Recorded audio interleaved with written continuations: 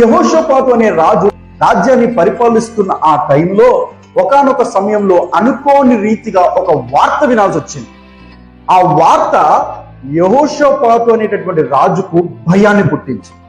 ఏంటి ఆ వార్త అంటే, ఇందాక మనం చదువుకున్న 20వ అధ్యాయంలో మోయాబీలు, అమ్మోనీయులు, మెయోనీయులు, అలాగే సిరియనులు, వీరు నలుగురు దండులు కలిపి యెహోషాపాతు అనేటటువంటి ఒక్క రాజు మీద యుద్ధం ప్రకటించేసింది. యెహోషాపాతు అనేటటువంటి ఒక్క రాజు మీద వీళ్ళందరూ కలిసి, ఇదిగో మేము యుద్ధం ప్రకటిస్తున్నాము, సిద్ధంగా ఉండు అనే వార్తను పంపించారు.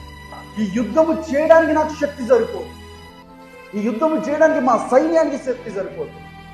ఈ భయాన్ని తొలగించాలంటే, నా గుండెల్లో ఉన్న ఈ భయము తొలగించబడాలంటే వేరే రాజులతో సాధ్యం కాదు, ఎవరితో సాధ్యం కాదు.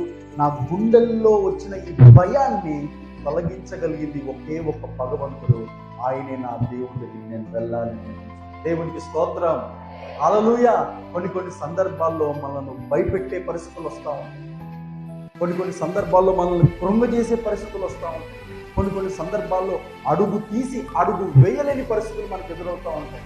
కొన్ని సందర్భాల్లో ఏమీ చేయలేక అలాగా ఖాళీగా ఉండిపోయి భయపడుతూ సందర్భాలు మనం ఎదుర్కొంటూ ఉంటాం.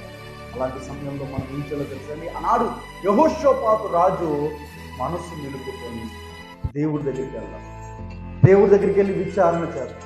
ఎందుకంటే ఈ కష్టకాలంలో, ఈ కష్ట సమయంలో, ఈ గుండె జారిపోయిన ఈ భయముతో ఉన్న పరిస్థితిలో మనను ఆదరించగలిగింది, మనకు ధైర్యపరచగలిగింది ఎవరైనా ఉన్నారంటే ఆయన మన దేవుడే. ఆ దేవుడి దగ్గరికి వెళ్దాం. ఎందుకంటే కష్టకాలంలో ఆయన ఆదుకోవడానికి నమ్మదగిన దేవుడు. దేవుడికి స్తోత్రం, హల్లెలూయా.